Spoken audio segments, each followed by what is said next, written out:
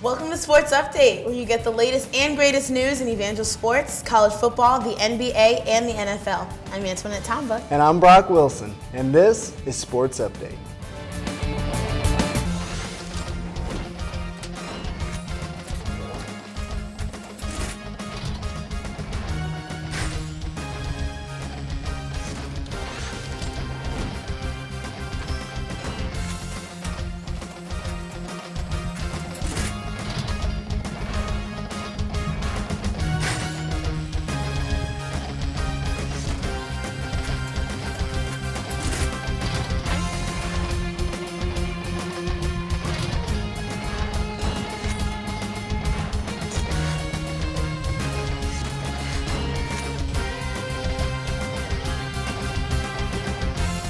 Well, it was a tough week for Evangel sports. Yes, it sure was. Unfortunately, a lot of our teams didn't have victories this weekend or the past week, but it's all right. I think they're going to definitely step it up this upcoming week for their next games. Of course. But with that being said, College of the Ozarks came with the determination that led their team to a 61-50 victory against Our Lady Crusaders this past week in front of an overflow at Ashcroft Center with a crowd of 1,197 people.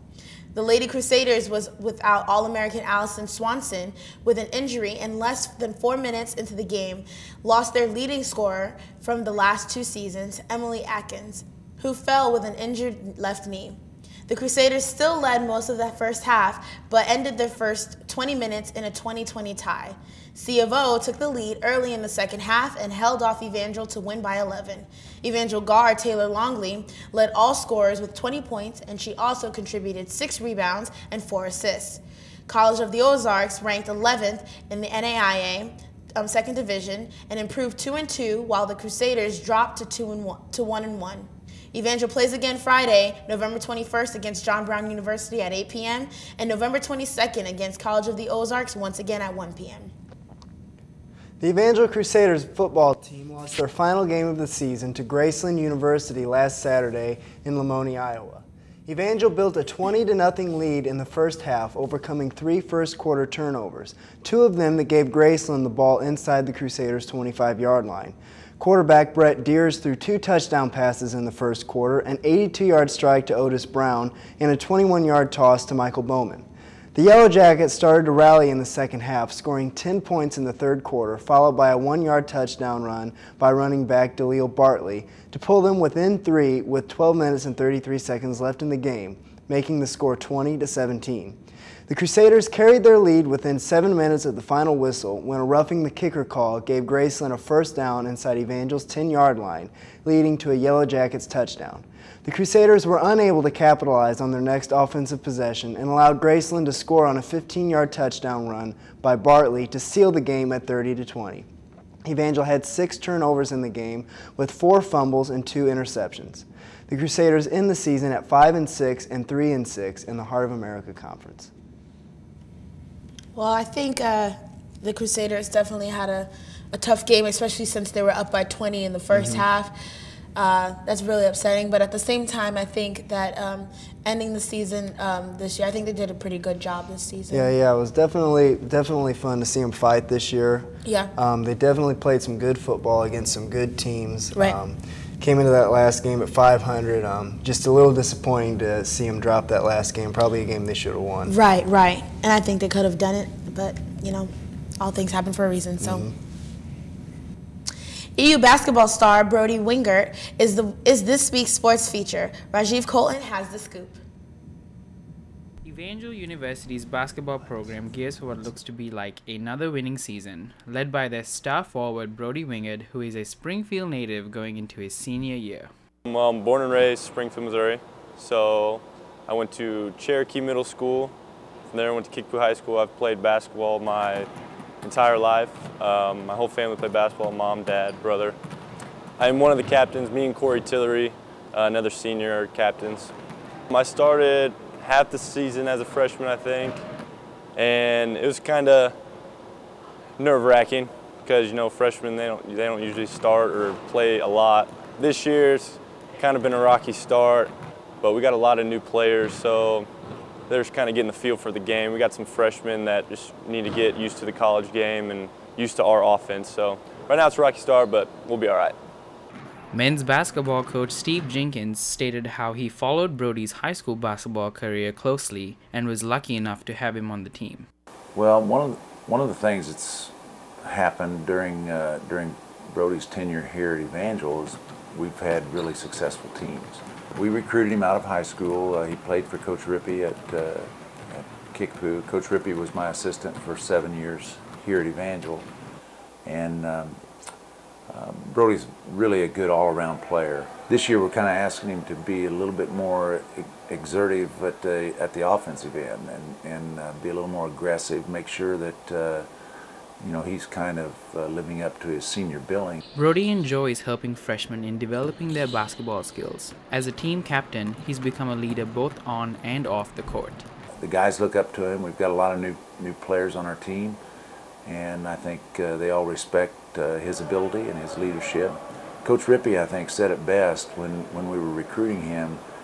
He said Brody Wingert's has worked the hardest of any player he's ever coached. That's a pretty good compliment to an athlete.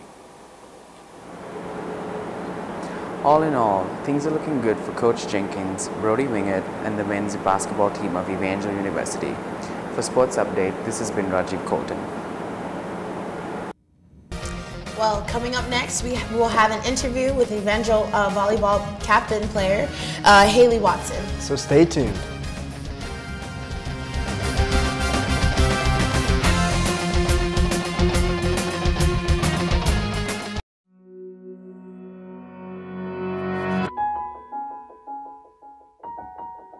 For those dealing with the struggles of caring for a loved one, we hear you. Visit aarp.org/caregiving for advice and support.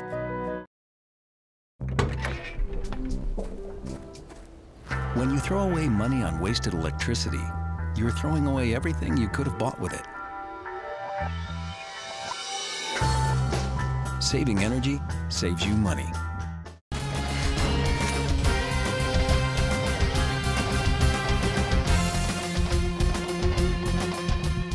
Well, welcome back, and today we will have Haley Watson. We have Haley Watson, an outside hitter for the Evangel volleyball team and team captain. How are you, Haley? Good, how are you? I'm good. So how long have you been playing volleyball for? I started about in 7th grade. I always played softball, and then I switched over to volleyball when I got into middle school. So. Okay. So would you say volleyball is one of your passions? Yeah, I started out liking basketball a lot better, and then my coaches turned me over to volleyball. So when I got to high school, I started to like it a little better. Yeah, so they saw your potential ahead of time, huh? Yeah. Okay, awesome. So how does it feel being team captain? It feels great, especially with how successful we are this year. My teammates make it so easy because they all work so hard, and so it's like we're supposed to call them out if they're not doing their job, but that doesn't happen very often, so it's nice. Yeah. So with that being said, I know that you guys don't have any seniors on the team, and you're a junior, so it's going to be the same team pretty much next year. Now, how did you feel about taking the role so soon, or is there usually a junior that takes team captain role? Last year we had a senior, but when they were juniors, they were team captains, and so the team votes on who they want to be the captain. So falling into the role as a junior, I guess, I've taken it kind of easy with my other teammate because we feel confident because they feel confident in us and what we're doing. So that's awesome. So now you guys are the champions of the Heart of America Conference, which is awesome. You guys worked really hard. Now, how much time and preparation has it taken for you guys to accomplish this? We started last off-season because we ended the second round of the HAC conference, and it kind of left a bitter taste in our mouth. So I think as soon as we got back in January, we decided that we were going to try to be the best that we could be. And so it started in the off-season and working out and doing CrossFit, and that's how it's got us to where we are today. That's so awesome. So now what are some of the concepts that you have for your girls as team captain that you want them to understand throughout the season? I think one thing that we've focused on is we've seen teams when they've beaten us, the mentality of something that we wouldn't want to portray is like stomping their feet and stuff. So I guess one thing for us is that we want to display good sportsmanship, and win or lose, it doesn't matter as long as we're giving the glory to God. Well, that's awesome. I like the sound of that. So now how do you feel? Do you think that you could have done anything better, even as champions, in the Heart of America Conference? Yeah, we've had a couple losses that we definitely shouldn't have lost in the closer to the end of season, but I think it set our refocus on what we're wanting to strive for, and so I think that was good just to lose, to realize that any game could be our last, and left a bad taste in our mouth, so we were ready to win. Okay, great. So now what are you studying here at Evangel? I'm exercise science, so physical therapy. Oh, wow, okay. So what do you expect to do with that when you hopefully stay local. I live an hour away, but I want to go to Missouri State or SBU to get my doctorate's degree in that. So. Oh, that's great. That's great. And so now, what do you expect for the team next year? Do you have high hopes about being champions once again? Yes, I hope so. I mean, we're making the most of this opportunity. We will have the same team, but you never know when you could lose one game. And so I think we're going to have the same mindset next year, but we're going to make the most of this year too. Okay, awesome. Now, when the coaches go to recruit, do any of the upperclassmen go along with them to kind of make, any possible newcomers feel comfortable? We actually have a tryout in December every year, and she brings the recruits on campus and stuff, and so she gets us to interact with them and kind of, if they have any questions, talk to us about them so they can kind of feel welcome and kind of get a taste of what Evangel looks like, so it's great. Wow, really, that's awesome. Now, do you kind of have hopes of, continuing to participate in volleyball, maybe as a coach or anything when you get out of here? I actually coach club. It'll start when volleyball season ends for us, but I don't know, we'll see. Maybe I'll get to do like coaching club, but not for high school or anything like that. Okay, so what do you mean by club exactly? It's after volleyball season's over, the girls get to travel. It's like Kansas City and local tournaments and stuff like that, just to kind of have an off season for them. So. Oh wow! So now, does that take a lot of time in preparation aside from what you guys already do? Yeah, it's a lot of volleyball, but I usually get a pretty good group of girls, so it makes it easy, so I don't get tired of it. Oh, okay. Well, that's great. I just want to thank you for coming in and talking to me. And I'm really proud of you guys. You guys did a really great job this season, and I can't wait to see what you guys do next season. Thank you very much. Okay. So coming up next, we'll be giving you the update on your favorite teams in college football, so stay with us.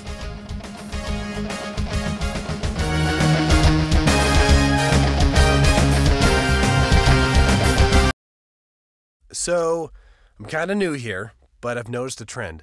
My human does this funny thing where she goes around and gets all my toys, and then she hides them in that basket by the door. But it's always the same basket, and it's always in the same place. And then she acts so surprised when I find them, but, she's putting them in the same basket. Again. It's like, hello, that's where you put it last time. You were the worst at hide and go seek.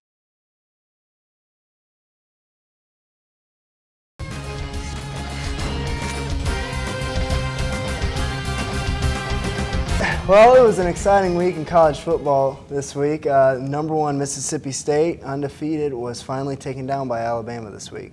Yep, they sure were, and I think that they have a definite encouragement from their fans, and so I think they're going to do great even for the next games. Well, speaking of Alabama, the Alabama Crimson Tide knocked off the #1 team in the country last Saturday, the formerly undefeated Mississippi State Bulldogs in Tuscaloosa. For the second consecutive week, Alabama quarterback Blake Sims led the Crimson Tide offense on a clutch scoring drive in the fourth quarter that ended up being the difference in a 25-20 victory for the Crimson Tide.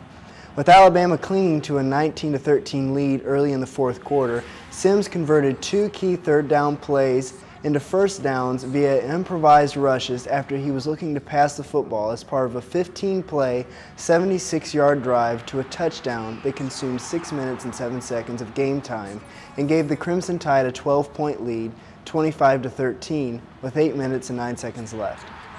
Wide receiver Amari Cooper had 8 catches for 88 yards and a touchdown in the winning effort, which took him past the 3,000 mark for receiving yards, making him the first Alabama receiver to break past that plateau.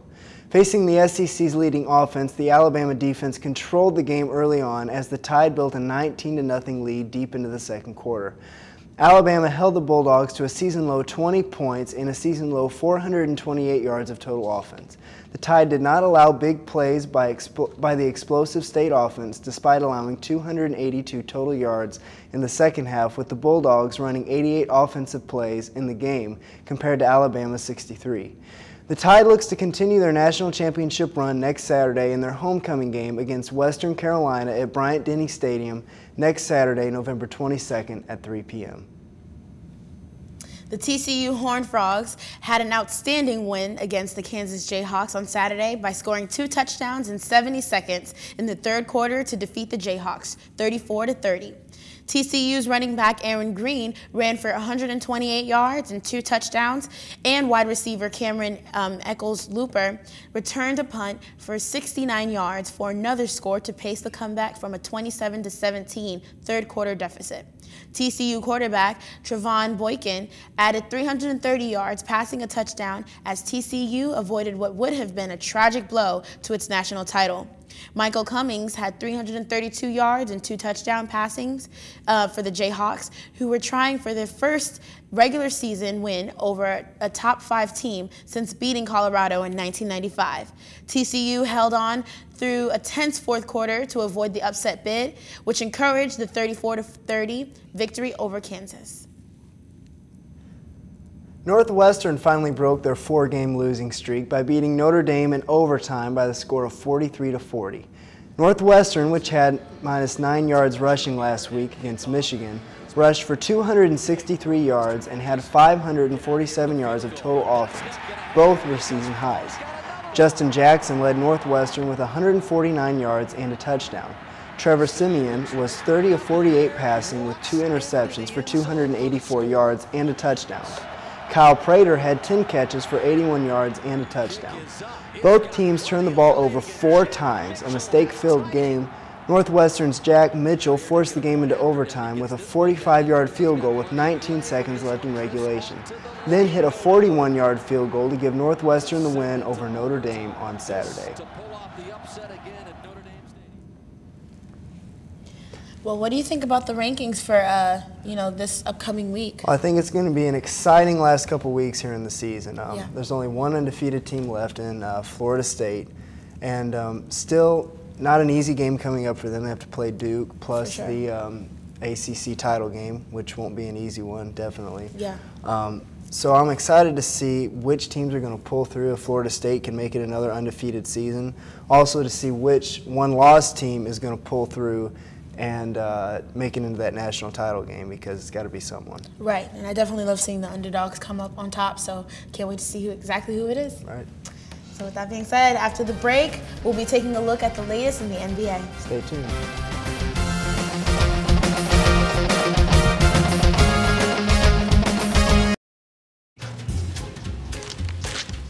Really?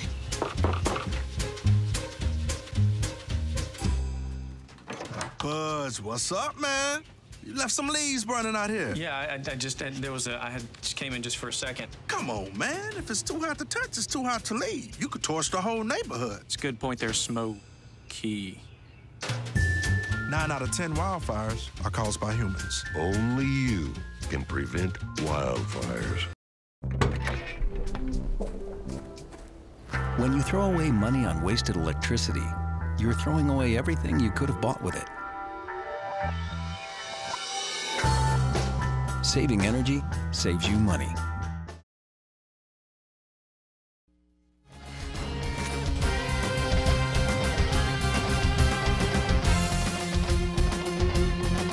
Hi, and welcome back. The NBA season is finally getting into full swing here, and Dwight Howard's first game back for OKC definitely probably not what the fans wanted to see. Right. I definitely think his injury played a major role in why that is, but I think he can come up in the next game with no problem. I mean, all it takes is that physical therapy, right? Mm-hmm.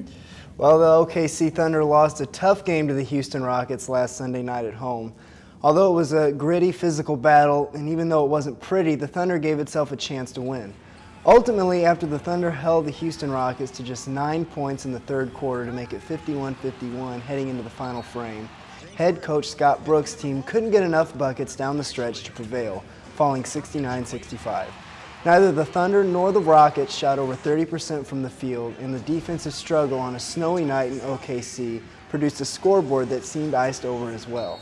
With 1:59 remaining in the game, Anthony Morrow split a double team and found Serge Ibaka on the baseline for a jumper to make it 65-64 Houston. Then Reggie Jackson added a technical free throw immediately after to tie the game. Only 4 more points were scored the rest of the way as James Harden hit a tough step-back three-pointer with 1:19 remaining. The Thunder missed its final 4 shots after that, in addition to turning the ball over 1 time, sealing the final outcome. The Thunder's defensive effort and intensity was there all night as big men Kendrick Perkins and Steve Adams forced Dwight Howard into 4 for 14 shooting, and the Thunder's perimeter defenders held the Rockets to just 7 for 35 shooting from three-point range. Even though the Thunder had open looks, it just didn't fall moving forward. Brooks and his staff know that the team must find a way to build a better offensive rhythm to generate an even higher efficiency shot attempts.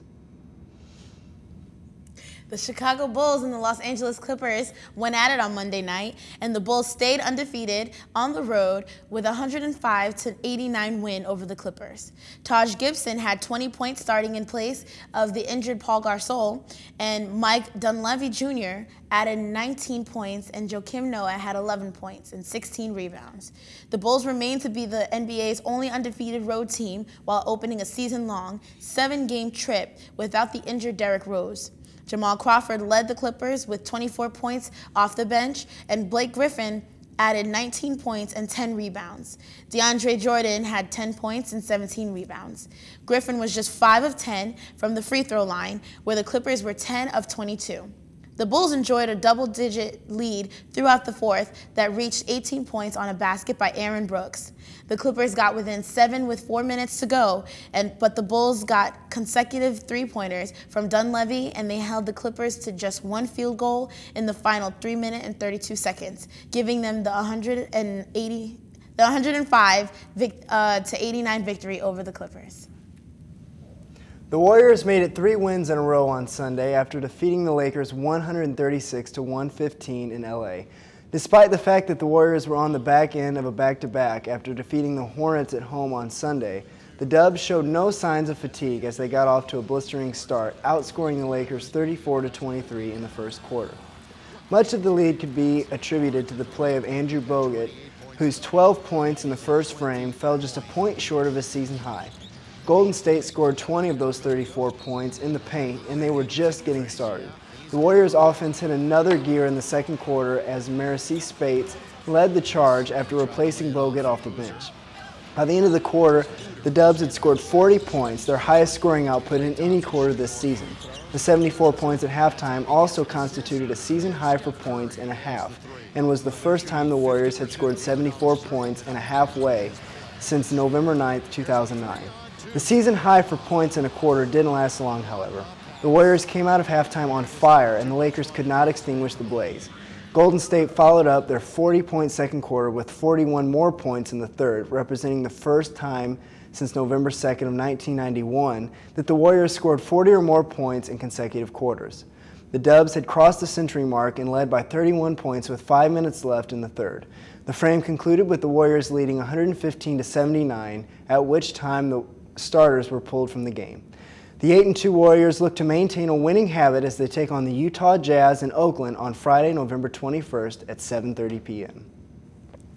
Well, after the break, you'll find out the underdogs and the reigning champs in the NFL. So stay tuned.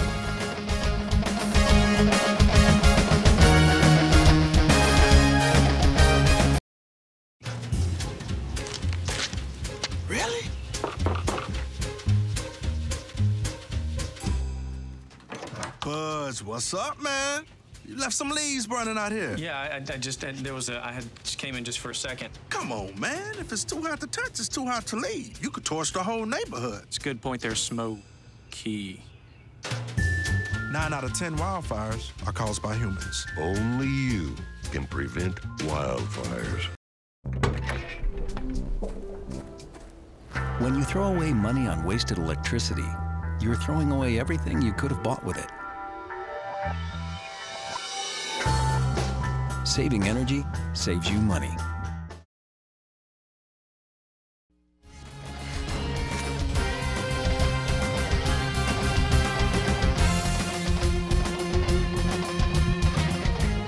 Well, the NFL has yet to disappoint us this season. This week, seeing the Rams overtake the Denver Broncos. What an exciting week for them. For sure. Unfortunately, the Broncos struggled to get their wins up, but It's all right. Next game. Speaking of the Broncos, the Denver Broncos once again struggled to take the win on Sunday and lost against the St. Louis Rams 22-7. Rams quarterback Sean Hill was back in action from warming the bench after a thigh injury that cost him the opener. Hill got a game ball from coach Jeff Fisher after the Rams, who are now 4-6, beat an elite team for the third time this season. Hill was 20 for 29 for 220 yards and a touchdown with no interceptions. Rookie Trey Mason had 29 carries for 113 yards, the most against the Broncos' top-ranked run defense. Kenny Britt had 4 catches for 128 yards with a 63-yard score.